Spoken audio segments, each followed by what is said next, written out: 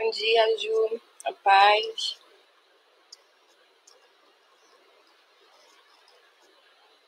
Vai dar só uns minutinhos aí para o pessoal acordar, o pessoal ir entrando.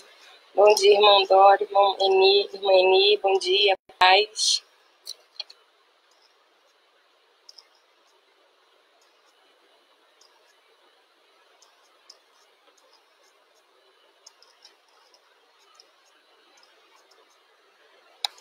Irmãos, às vezes se eu não der bom dia na hora, porque demora aqui, tá? Para chegar, e eu não consigo ficar olhando o meu celular e aqui ao mesmo tempo. Mas eu vou tentar ver todos aqui hoje.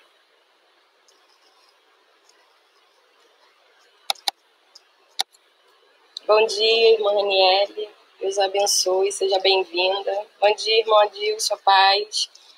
Um abraço para a irmã Rosana.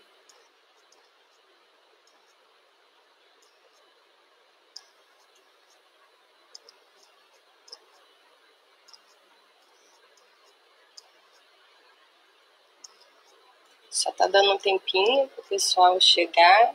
Hoje a gente vai estar falando sobre ética, o comportamento do cristão, nesses dias que a gente tem vivido, né, tão complicado.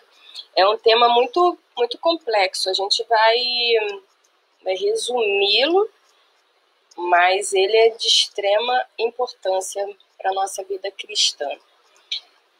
Aqueles que já entraram, tá dando para escutar direitinho? Porque aqui tá dando umas interferências. Vocês estão vendo? Tá dando para escutar? Só dá um ok aí, por favor.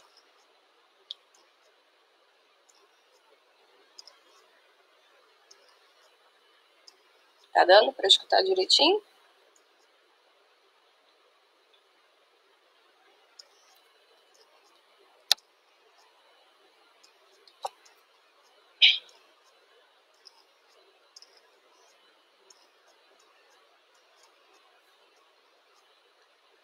Hoje a gente vai estar lendo lá em Provérbios 28, tá? Eu peço que vocês deixem suas Bíblias abertas lá em Provérbios 20, tá ok, Diogo? Então tá. E aqui tá dando mais interferências. Eu não sei o que pode ser.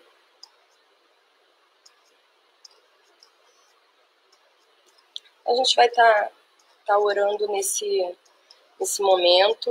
Deixa eu só terminar aqui de colocar tudo em ordem, porque a pessoa fica cheia de livro e revista. Deixa eu só colocar aqui tudinho direitinho.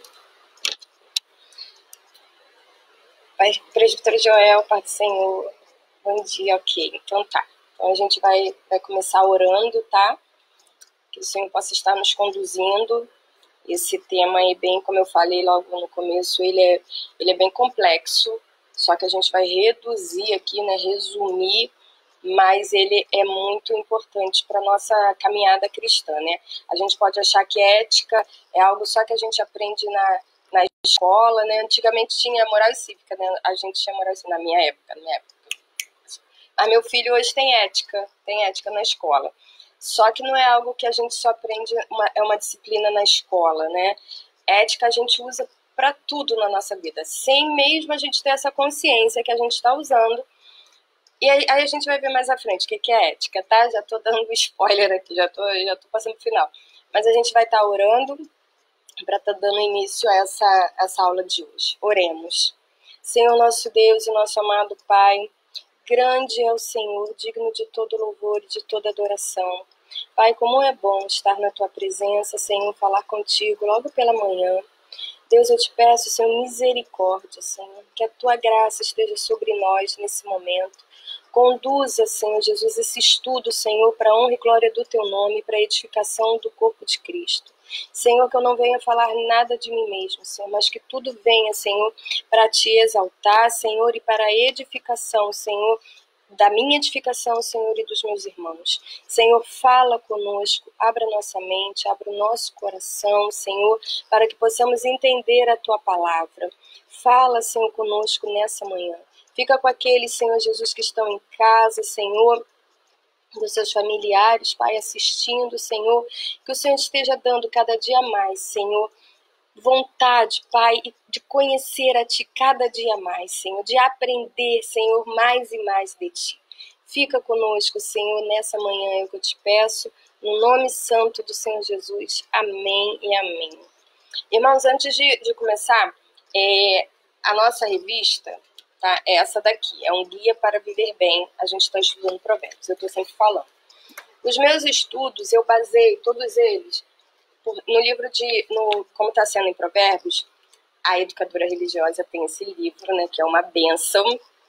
Irmã Vera, paz. É um comentário do reverendo Hernando Dias Lopes, tá? E ele é uma bênção. Então, todos os meus estudos são baseados, eu leio a revista e são baseados nesse livro. E no caso de hoje, como a gente está falando de ética, eu também peguei só que é um e-book, não vai dar para vocês verem direitinho, do R.C. Sproul, que ele fala sobre ética. Então, tá aqui numa folha, tá? O nome que não ia dar para vocês verem. Como devo viver nesse mundo, tá? Também foi baseado nesse livro, tá bom? Então, vamos lá. Ética, comportamento do cristão. A gente vai estar vendo lá em Provérbios 28, do 1 ao 10. Só que eu vou estar lendo de acordo conforme o estudo vai se desenrolando, tá? E o nosso versículo-chave, ele vai estar lá em Gálatas. Gálatas 6, 7 e 8, tá? E aí a gente vai falar também mais à frente. Só um pouquinho, hoje eu vou fazer diferente, porque eu sempre começo a falar dos... Dona Albertina, seja bem-vinda, amada. Luísa, um beijo, querida. Então, a gente vai estar falando mais à frente, tá? Eu já vou estar dando... Eu sempre falo do comentário, né, do versículo, mas hoje a gente vai começar a falar sobre ética. O que seria ética, né? Se a gente procurar lá na Bíblia, a gente não vai encontrar a palavra, o termo ética, tá? Não tem, a gente não vai encontrar. Mas o fato dessa palavra, ela não estar na Bíblia, não significa que, por isso, não é importante pra gente, muito pelo contrário, tá?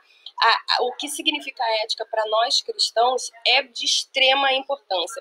Tudo que a gente faz, as nossas atitudes, elas são moldadas por alguma ética, tá? Você tem pensamentos, você tem valores, princípios que regem a sua vida, que te dão um norte. E o que te dá o norte? O que você toma... Qual é o seu comportamento diante de algumas atitudes, tá? Então, a gente vai ver sobre isso. Sanches Vasquez, ele vai dar a seguinte definição para o que seria ética. Ética é a teoria ou ciência do comportamento moral dos homens em sociedade. Ele define moral como um conjunto de normas e regras destinadas a regular as relações dos indivíduos numa comunidade social dada. É como que a gente vai viver em sociedade, como é que se dá essa interação entre esses indivíduos e como é que a gente vai ter esses princípios morais. O que é certo, o que é errado, o que é bom, o que é ruim, né? O que é o bem, o que é o mal. A gente vai ter esses princípios. Hernandes Dias, o Augusto Nicodemos, ele tem um programa na internet, que ele é bem curtinho, né? Que são perguntas e ele vai respondendo. E ele tem um que ele fala sobre a ética. Então, ele vai falar que a ética, né, é esse modo de ser, esse comportamento, né? Na verdade, ele é um costume, um hábito que nós temos, né? E com o passar do tempo, ele veio a designar isso, tá? Esse conjunto de princípios que eu acabei de ler ali, e ideias, né, na conduta humana e as normas que devem regular esses diversos membros dessa sociedade. O que vai regular cada um, o que cada um vai fazer, o que cada um vai falar, vai agir nessa atitude. Então, resumindo, ética seria o conjunto de valores pelo qual uma pessoa entende o que seja certo e o que é errado e toma decisões. Geralmente, quando você vai tomar alguma decisão, você vai de acordo com aquilo que você pensa, do que você acredita, né? E quando você fala de qualquer assunto, seja ele, vou falar mais dos que estão mais em voga agora, né? Sobre o aborto, sobre sobre vários assuntos, política. Quando você toma uma decisão, você fica a favor desse, contra esse, porque você tem um conjunto de valores que está ali te norteando, algo que você acredita, algo que você confia, que você está pautada, tá? Então, eu sou contra o aborto por causa disso, disso, disso. Ou eu sou a favor por causa disso, disso, disso. São éticas. Só que a gente tem que ter cuidado com isso, por quê? E aí que a gente está falando a importância da ética, tá?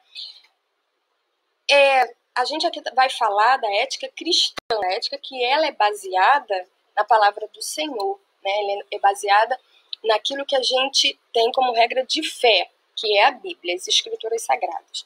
Só que a ética, ela pode ser humanista, né? E aí ela vai ter o homem como centro de tudo. Então essa pessoa que ela é levada por essa ética humanista, onde o homem é o centro de tudo, a gente vai entrar aí a gente vai ver o hedonismo, né? Que é o prazer acima de tudo. Então ela sempre vai colocar o seu prazer acima de todas as coisas. Então ela vai estar tomando essas decisões de acordo com aquilo que ela acredita.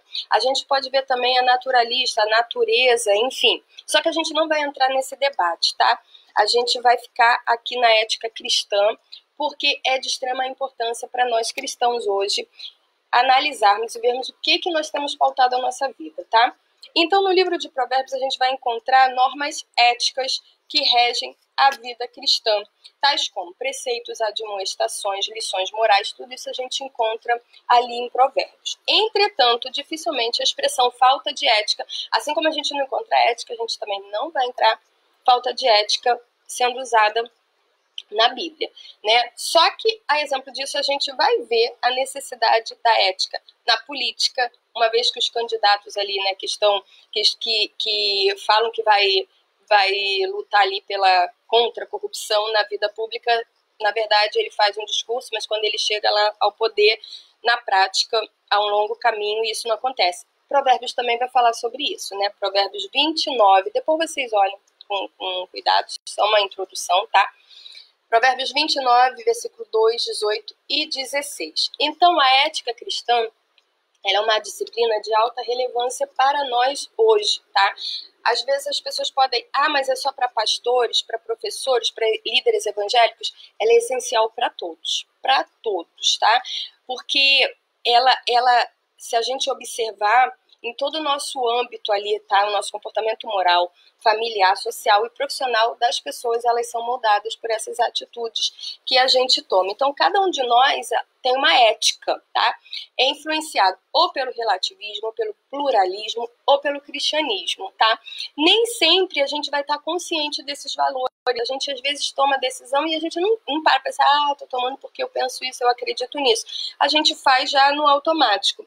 Só que eles estão lá, sim, tá? Esses princípios, eles estão lá influenciando as nossas decisões. E por isso, nós cristãos devemos, sim, pensar muito sobre qual ética está norteando a sua vida.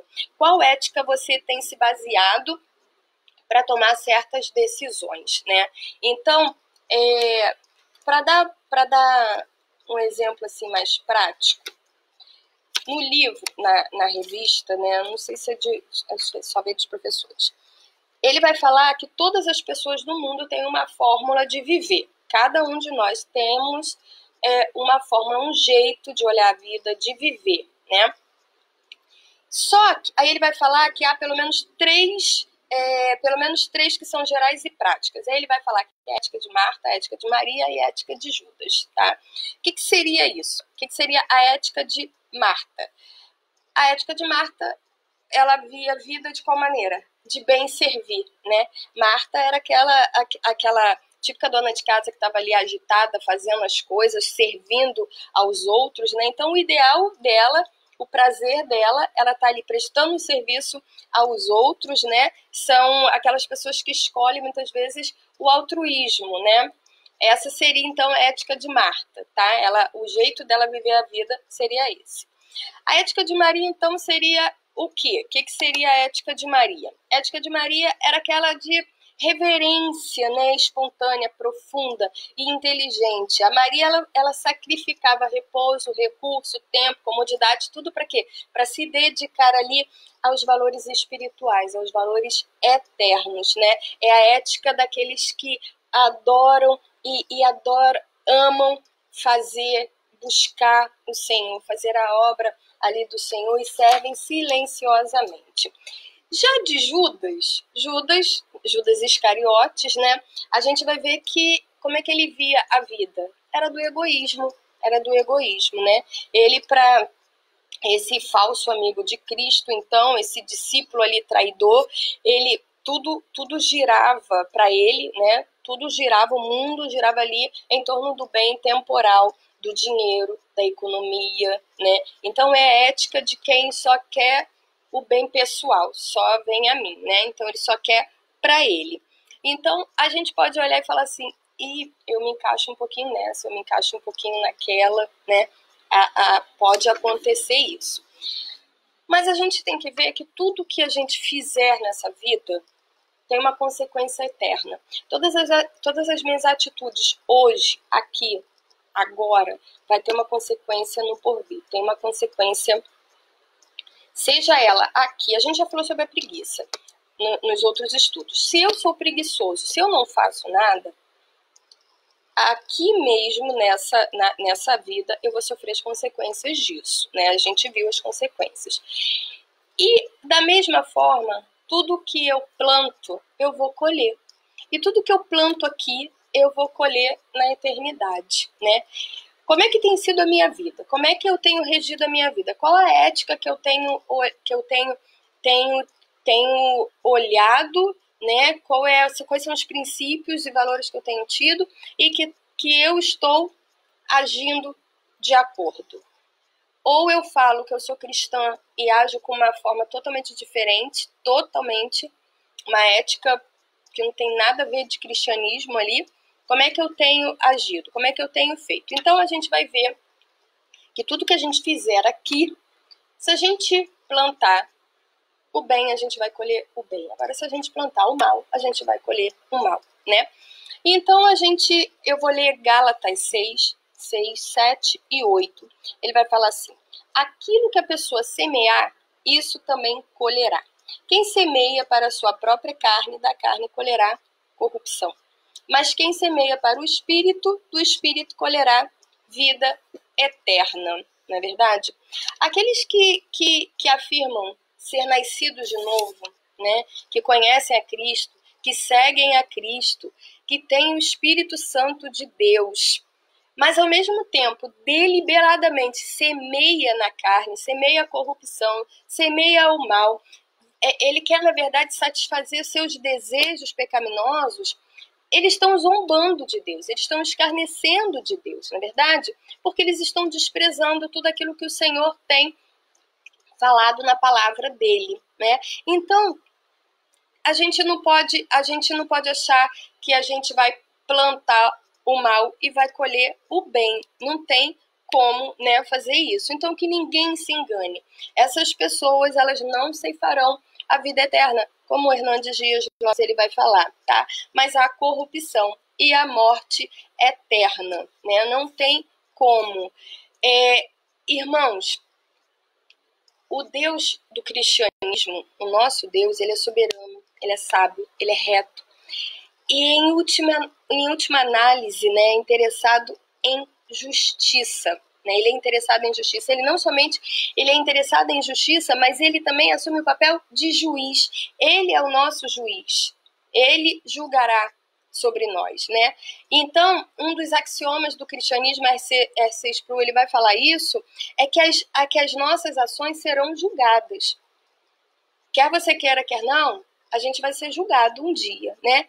Então, é evidente que esse tema, né, ele está ausente nos nossos ensinos, nas nossas discussões cristãs ultimamente, mas ele enche o Novo Testamento, ele está lá em quase todo o sermão do monte, no sermão de Jesus Cristo, eu já falo sermão do monte, no sermão de Jesus, ele está falando sobre isso, que a gente vai prestar contas, a gente será chamado a prestar contas de toda palavra frívola que falarmos.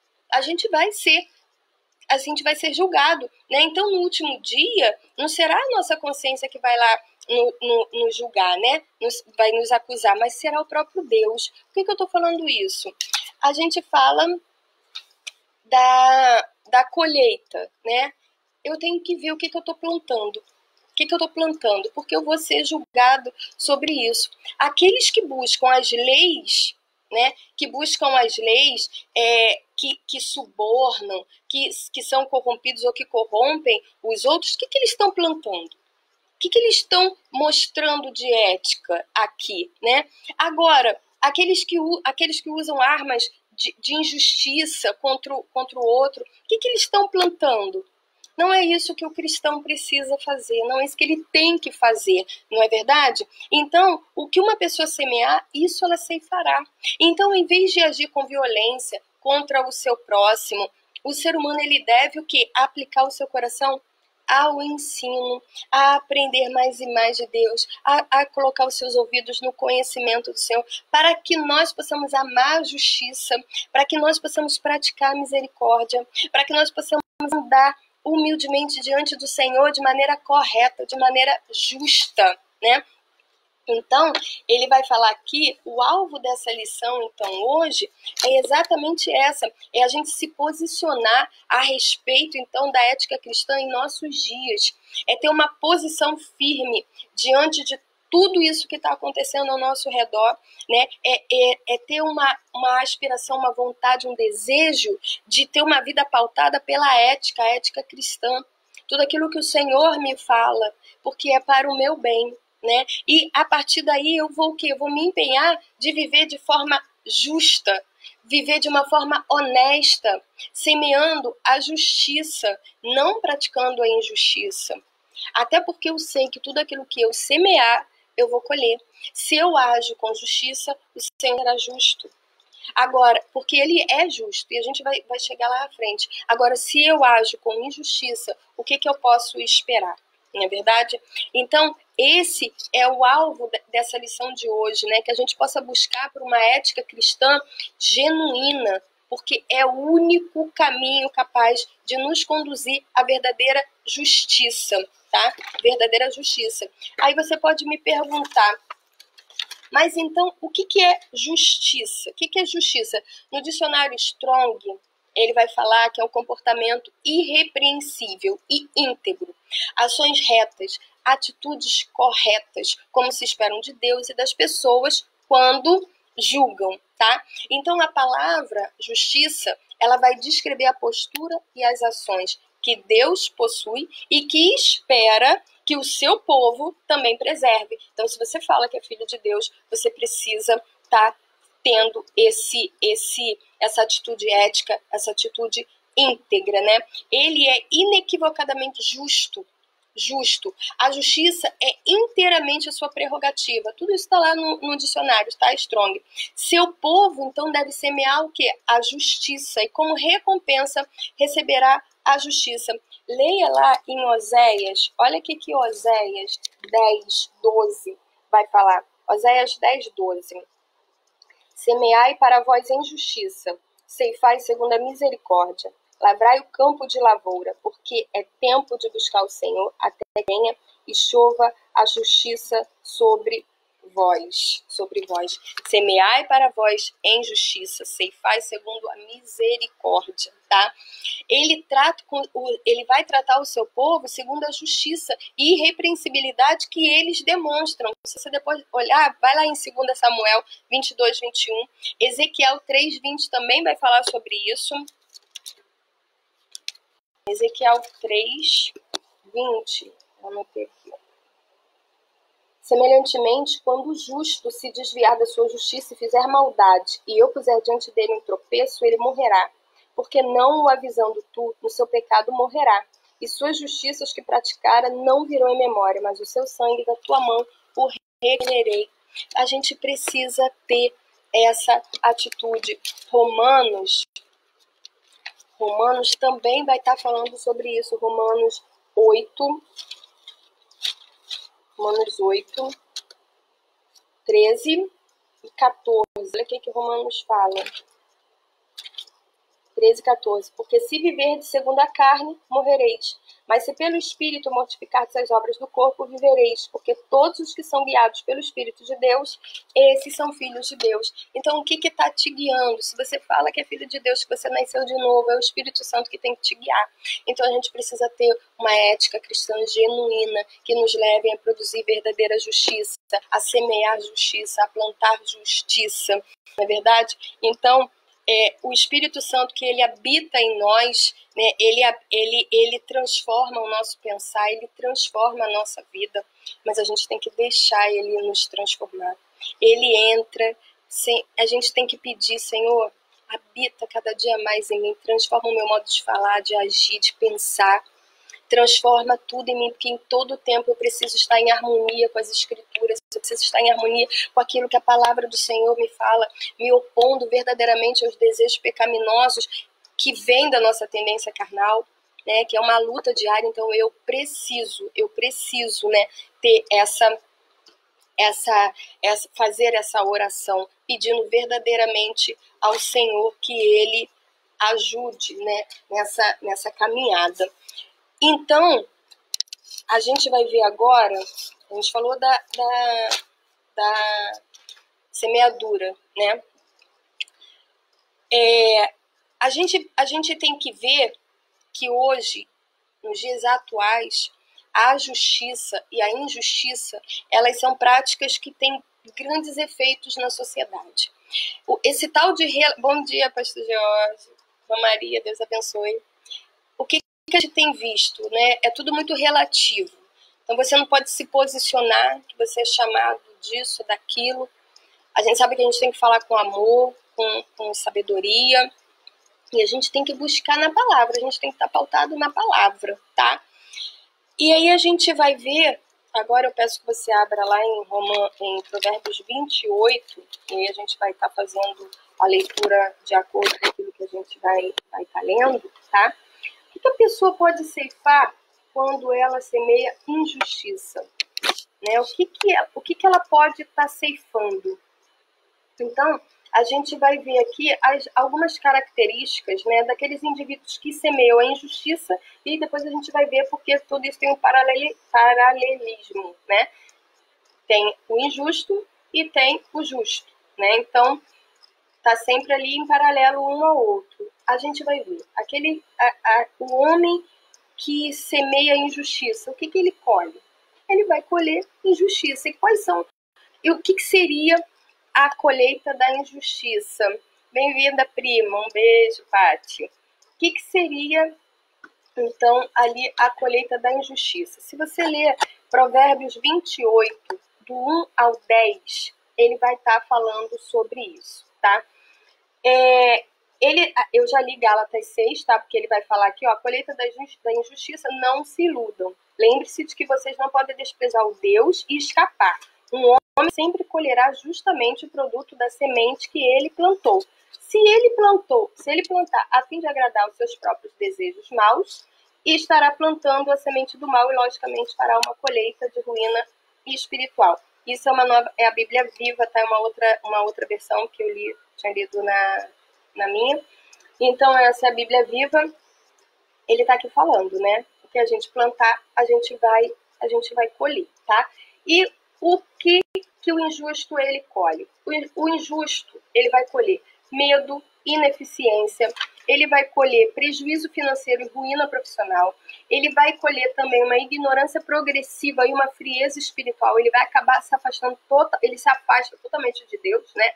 E o que ele vai ter, por último? Irresponsabilidade e inconsequência. Essas são as colheitas do injusto, né? Porque ele semeou a injustiça e ele vai colher ali esses frutos, não é verdade?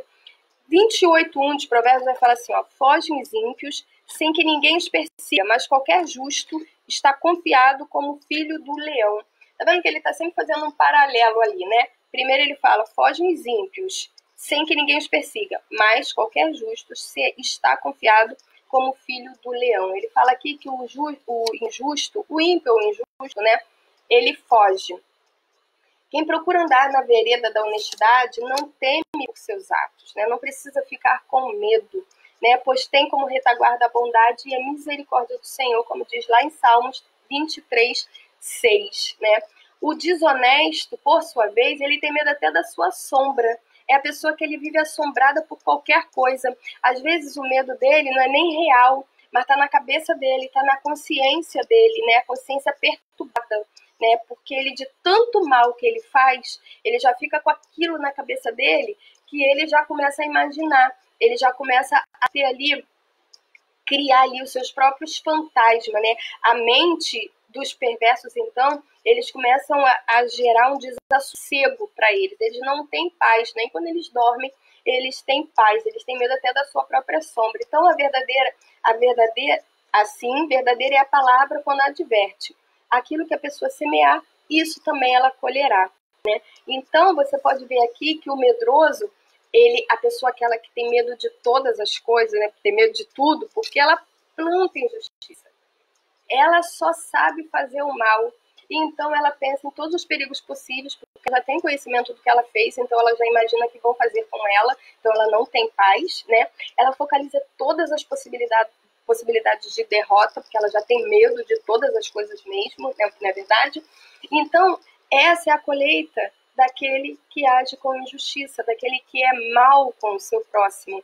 Ele vai colher todas essas coisas, não é verdade? O segundo que ele vai falar aqui é o prejuízo financeiro e ruína profissional. Ele vai falar lá em Provérbios 28:2, que eu vou estar lendo aqui, ó. Por causa da transgressão da terra, muitos são seus príncipes, mas por virtude de homens prudentes e sábios, ela continuará. E o 8 que ele fala: o que aumenta a sua fazenda com usura e onzena, ajuntam para que o que se compadece do pobre. O ganancioso, ele nunca está contente, ele sempre quer mais, mais e mais, né? Então, ele usa de todos os meios nada ortodoxos para conseguir o que ele quer, o ganancioso, né? Aquele que ele tem amor ali pelo dinheiro, muito amor pelo dinheiro, e ele quer sempre mais, mais e mais. Então, o que ele se torna? Um indivíduo frustrado. E esse indivíduo frustrado, ele acaba voltando ali à sua conduta primitiva, tá? Então, ele vai controlar mal as suas emoções, as suas ações elas vão ser menos elaboradas, o seu campo psicológico ele vai empobrecer, porque a pessoa frustrada tende a fazer isso, né? Lá em Provérbios 17:16 vai falar. E a maneira como você faz o seu trabalho é quase tão importante como o próprio trabalho. Ou seja, se você não faz com zelo, se você não se atém ali com cuidado para fazer o seu trabalho, o que você vai colher? Né? Ruína profissional. Você não está agindo de forma coerente, né? Então você acaba não fazendo ali a vontade do Senhor para a sua vida também no trabalho, né? Porque ali o trabalho, no caso dessa pessoa gananciosa, ela vai só envolver competição. Ela não está trabalhando porque o trabalho é uma bênção, o trabalho ele dignifica o homem, né? Porque é uma bênção do Senhor para nós. Então, ele está mais como uma competição, né? E aí a recompensa é só o dinheiro, cada dia mais, né? Então essa é uma tentação muito poderosa, apesar de ser sutil, ela é é uma tentação poderosa. Se carros, casas, posses são colocados no centro, no lugar de Deus, corremos sérios riscos, então somos destruídos, né? Provérbios 11:8 vai falar sobre isso, Mateus 6:19-21 também vai falar. Então, o que semeia a justiça, mesmo a pessoa sendo privada de toda a riqueza terrena, ela tem uma recompensa eterna. Há coisas muito mais importantes do dinheiro, do que casas. A gente sabe que a gente precisa do lar, a gente precisa da nossa casa, mas a gente não pode colocar o nosso coração nisso. Nosso coração, ele precisa estar na palavra do Senhor, em Deus, né? Então, o que importa para nós, os justos, né, que a gente precisa ter essa ética cristã, o que importa para nós não é ter mais e mais e mais, é ter paz, é ter harmonia, é ter um bom nome, né? a paz de espírito, uma família harmoniosa, né? A comunhão com Deus. Então não ajunte tesouros, né, da impiedade, mas nós precisamos focar na nossa vida com Cristo, a nossa vida eterna, né? A gente precisa olhar para os tesouros do Senhor que Ele tem para a nossa vida, né? Aquele que semeia o medo, a maldade, ele vai colher tudo isso, tá? O terceiro que ele vai falar, aquela pessoa que semeia a injustiça, vai colher ignorância progressiva e frieza espiritual. 28:5, deixa eu beber um pouquinho d'água, fiquei uma hora falando, não dá. 28:5 ele fala: os homens maus não entendem o juízo, mas os que buscam o Senhor entendem tudo. Aquele que não busca o Senhor, ele está falando assim, não entende, ele tem uma ignorância, eles não têm o conhecimento, né? E uma frieza espiritual. Olha o versículo 9.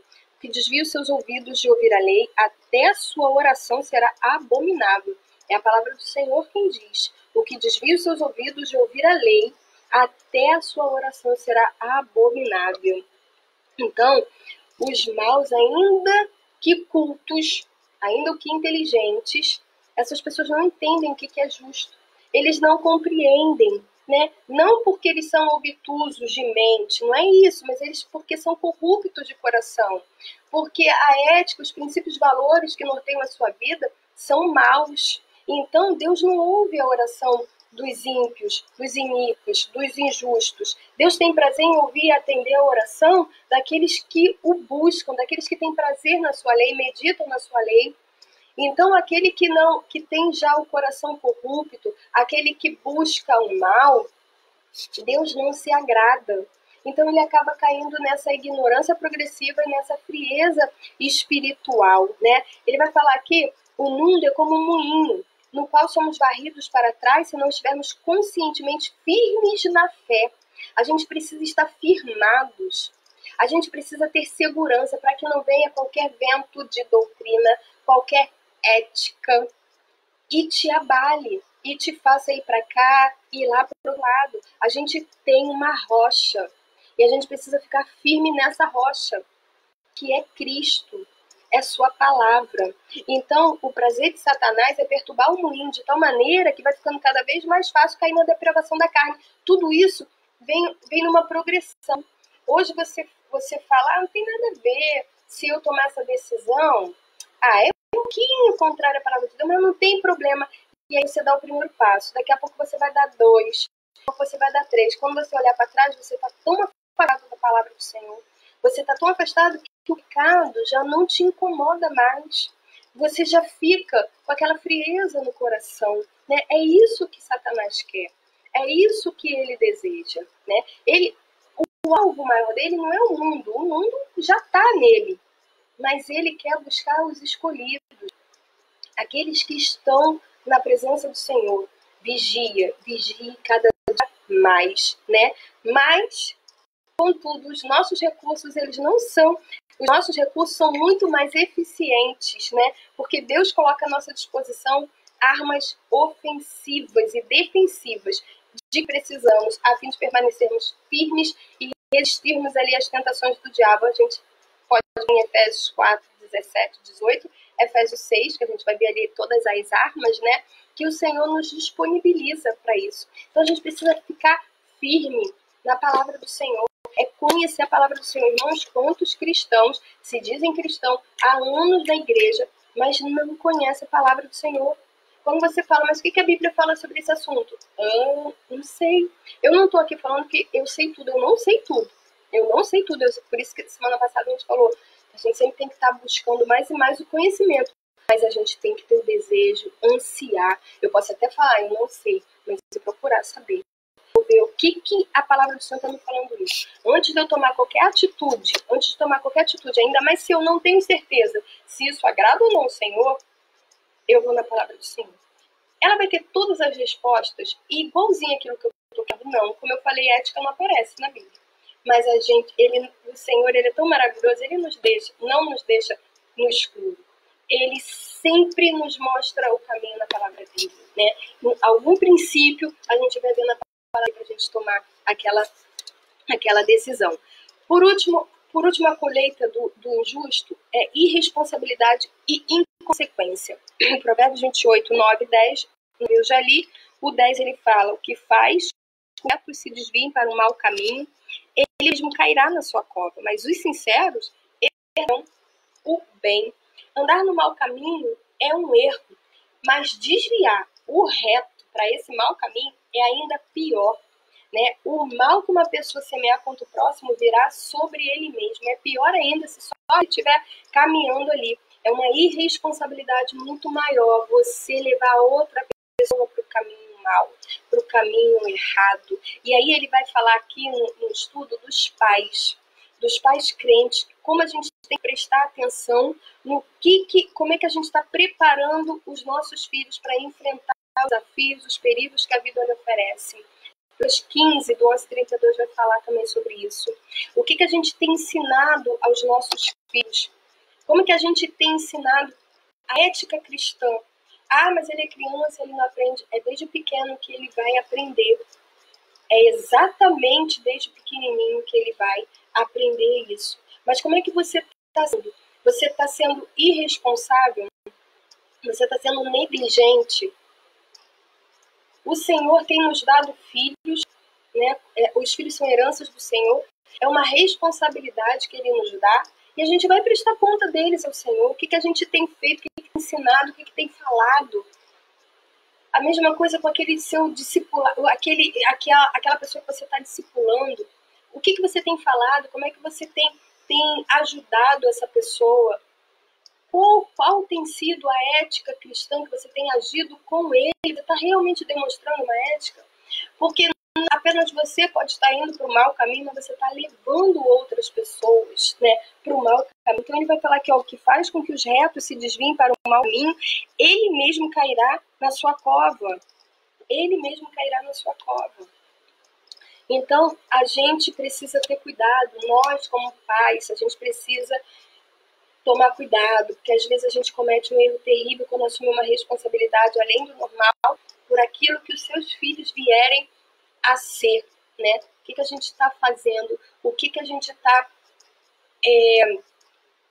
ajudando ali a ele crescer como indivíduo, como cristão, acima de tudo, né? Deus não nos pede nada além de nossa disposição de cooperar com sua obra na vida das pessoas. Aonde o Senhor tem te colocado, tem uma vida ali para você tomar conta, qual tem sido a sua ética diante dessa pessoa, qual tem sido as suas atitudes diante da pessoa, o que você tem plantado, o que você tem ali plantado ao redor, que aquela pessoa está olhando. Nossa, essa pessoa se diz cristã, mas está plantando só corrupção, só coisa feia, maldade, inveja, cobiça. O que ela está plantando? A gente quer dar frutos do Espírito, mas então o que a gente está plantando para colher os frutos do Espírito? A gente precisa se encher da palavra do Senhor, a gente precisa buscar, a gente precisa, não é ficar só esperando cair do céu, Senhor, me dá, o Senhor dá. O Senhor diz que aquele que pede, Ele vai dar. A gente tem que buscar continuamente, né? E aí agora a gente vai falar sobre a colheita da justiça. A gente falou aqui da colheita dos injustos, né? Aquele que plantou injustiça vai colher essas coisas, tá? Ele colhe o medo, ele colhe a consciência pesada, ele colhe prejuízo financeiro, ruína profissional, ele vai colher uma ignorância progressiva, uma frieza espiritual, um afastamento ali do Espírito Santo, uma irresponsabilidade que não sai, e uma inconsequência. Tudo isso que eu falei que a gente está resumindo, tá? Tudo isso, o que a pessoa inconsequente, injusta, o que ela está colhendo, aliás, o que ela está plantando, ela vai colher, tá? Agora a gente vai falar da colheita da justiça. Lembra que eu falei quando eu li o 28 que sempre tem um paralelismo, né? Então, fogem os ímpios, o medroso, né? Sem que ninguém os persiga, mas qualquer justo está confiado como filho do leão. Então a gente vai ver aqui que aquele que é justo, ele está confiado, olha como ele fala, como filho do leão, né? A Bíblia vai dizer que a carne, como eu li em Gálatas, né? Ele vai falar em Gálatas 5,17 que a carne luta contra o espírito e o espírito luta contra a carne, porque são opostos entre si, para que vocês não façam o que querem. Estando o espírito no controle, a libertação, alívio e justiça. Gálatas 6. Então, quais são os frutos que colhemos quando plantamos a justiça? Primeira coisa, uma consciência tranquila. Por você estar em paz com Deus, você sente a paz de Deus, né? Então, não tem mais nada gratificante para o cristão que leva Deus a sério, né, e procura viver uma vida transparente, de que quando chega a noite você coloca a sua cabeça no travesseiro, a sua consciência está tranquila, né? Não tem nada ali pesando, você não tem medo de nada, não tem nada ali te assustando, né? E você pode dormir sossegada. Então a gente pode pensar sobre a culpa que perseguiu os irmãos de José, lá em Gênesis 42, né? Você sabe o que significa ter a consciência pesada? Irmãos, se hoje você está com a consciência que você fez alguma coisa para alguém, você plantou alguma coisa ali que não deveria, você fez alguma coisa que não deveria, né? Você prejudicou alguma coisa, você até foi prejudicado, que você nesse momento, que você lembre que você disso, que se veio à sua memória, que você ore a Deus, que você peça para tirar essa aflição do seu coração. Se tiver que fazer alguma coisa, que você faça, tá? Para te deixar em paz com Cristo, né? Para ter essa consciência tranquila de esperar em Deus, ter essa consciência de que você fez a coisa que você deveria ter feito, a coisa certa, para agradar o Senhor. Às vezes você vai ter que fazer uma coisa que não vai te agradar, que vai te machucar, mas é aquilo que agrada o Senhor. O Senhor, quando falou para que nós fôssemos a Ele, era o quê? Eu morreu. Agora Cristo vive em mim, então eu tenho que fazer a vontade do Senhor, e não o meu eu. Então eu não posso ver como os hedonistas o meu prazer, a minha vontade. É a vontade do meu Senhor, a vontade do meu Salvador, né? Então, se você fez alguma coisa com alguém, ou alguém fez alguma coisa para você, que você possa estar levando em oração, se tiver que fazer alguma coisa, que você possa realmente fazer, tomando alguma atitude, tá? A segunda coisa que, ou o segundo fruto que a gente colhe, né? A primeira coisa é essa consciência tranquila. Quando você planta o bem, você vai colher essa consciência, não tem nada que te acuse quando você vai deitar. Sabedoria e entendimento. Olha o que Provérbios 28, 2, 5. Por causa da transgressão da terra, muitos são seus príncipes, mas por virtude de homens prudentes e sábios, ela continuará. Então, prudência e sabedoria. No 5 ele vai falar, os homens maus não entendem o juízo, mas os que buscam o Senhor entendem tudo, tem entendimento da parte do Senhor. E o 8 ele fala, o que aumenta a sua fazenda com usura e onzena, junta-se para o que se compadece do pobre, no 8, tá? Segundo fruto aqui que ele está falando, sabedoria e entendimento, né? Os piedosos, as pessoas justas, ela tem prazer em agradar ao Senhor, então ela tem discernimento.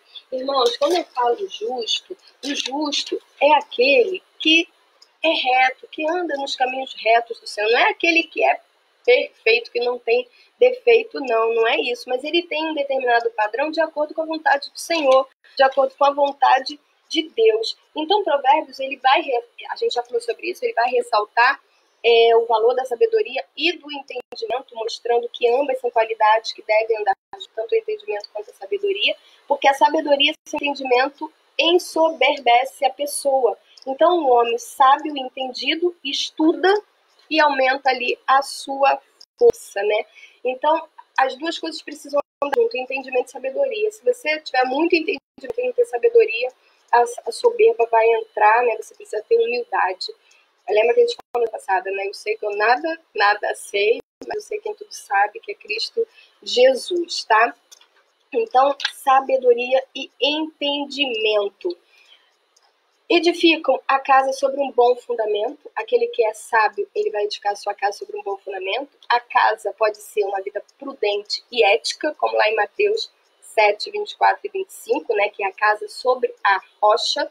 e 1 Timóteo 6,9, que é um sólido fundamento para o futuro, a fim de tomarem posse da verdadeira vida e enche a casa da verdadeira riqueza. Provérbios 24:4.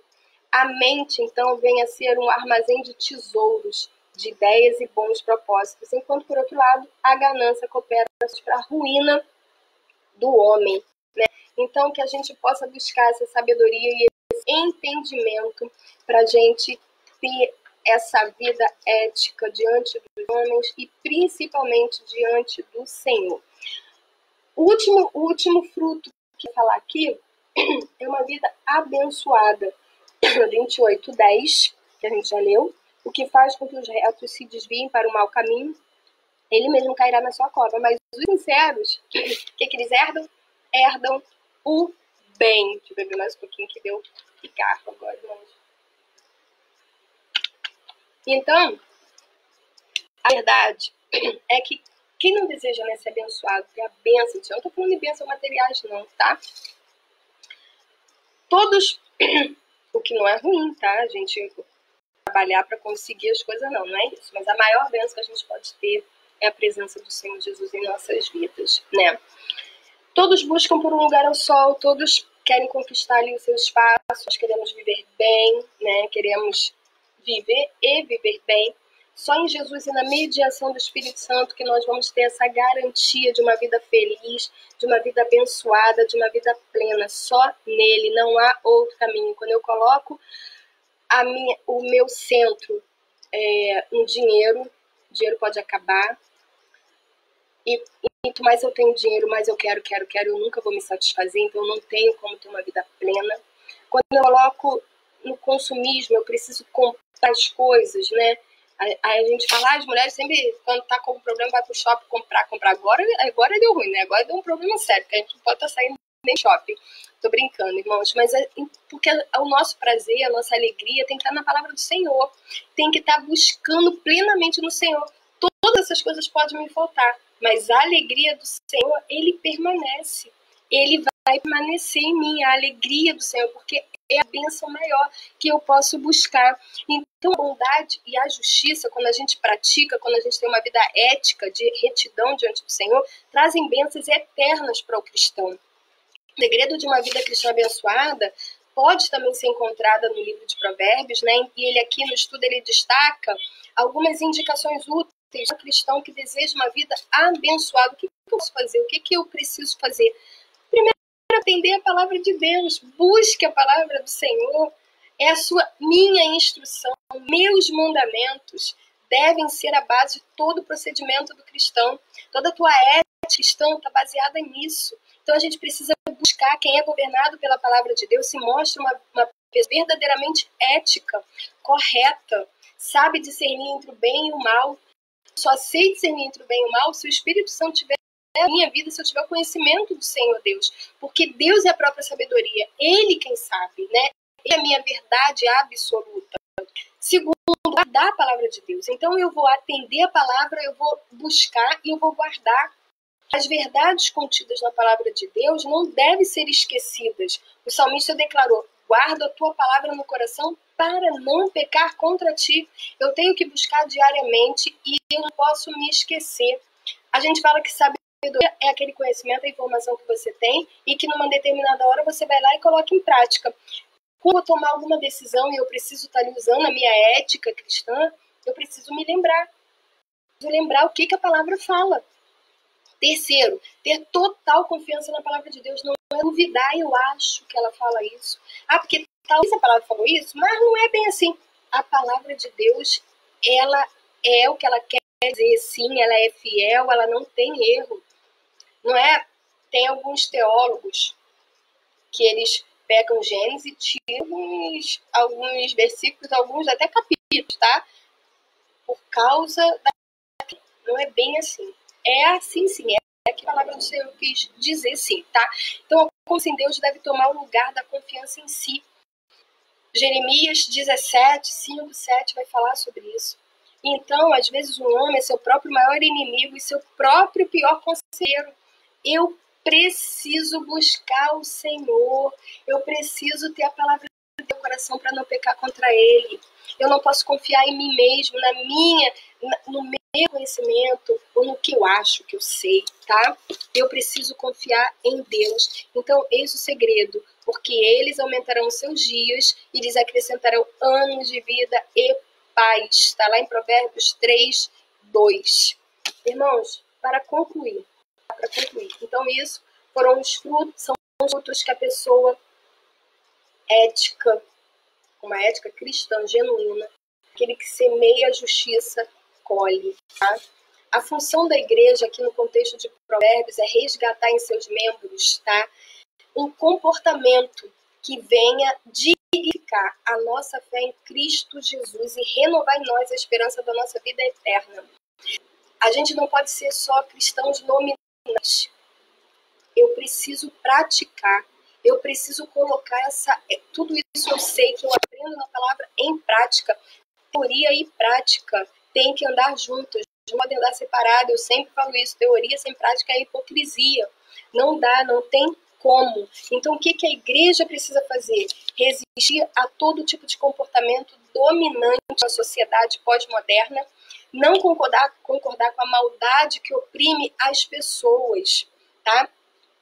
Então, eu preciso olhar para a palavra do Senhor e me posicionar e não deixar levar por essa sociedade pós-moderna, por esses pensamentos liberais, ou que seja. Eu preciso me pautar na palavra. Eu preciso enfrentar todo tipo de injustiça social, sendo referência de justiça e integridade no meio de uma sociedade corrompida. Como? Sendo sal e luz do mundo. E olha que interessante, lá em Mateus 5, quando o Senhor fala que os discípulos terão que ser sal e luz, por que eles estão falando? É somente no meio de que está tudo bem, está tudo tranquilo? Não. Para sal, eu tenho que estar no meio de alguma coisa sem sal, que é insípido, não é verdade? Se eu tenho que ser luz, é porque geralmente está tudo em trevas. Em meio a todos esses problemas, eu preciso ser sal e eu preciso ser luz. Tá? Então, o Sermão da Montanha, se você olhar lá, ele contém princípios divinos da justiça, né? Dos quais todo cristão deve viver. Não somente o Decálogo, né, os 10 mandamentos, como o Sermão do Monte, são maravilhosos para você meditar, para você entender ali, tá? E segundo, o que a gente precisa fazer? Decidir viver os padrões do reino de Deus aqui no mundo, custe o que custar. R.C. Sproul diz que o cristianismo não é um sistema de vida, que eu escrevi tanta coisa aqui que agora nem eu... Não é um sistema de vida que opera na base da razão especulativa de conveniência pragmática. Afirmamos ousadamente que Deus nos revelou. Então, se Ele nos revelou, é a palavra do Senhor. Eu preciso pegar tudo isso que Ele me ensina na palavra dEle e colocar em prática. Então, como que eu devo viver nesse mundo? De maneira ética, cristã, genuína, produzindo frutos de justiça, produzindo frutos que as pessoas olhem e vejam a diferença, sabendo que nós somos sal e luz do mundo.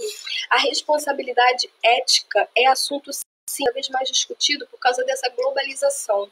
Você sempre vai escutar falando sobre isso.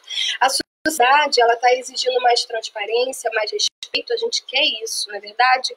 A gente vive num mundo de diversidade e de igualdade social, cultural, econômica, e o capitalismo selvagem que a gente está vivendo faz com que as pessoas se tornem o quê? Cada dia mais individualistas, egocêntricas, né? Não pensa no bem-estar alheio, somente nelas, é voltado para elas.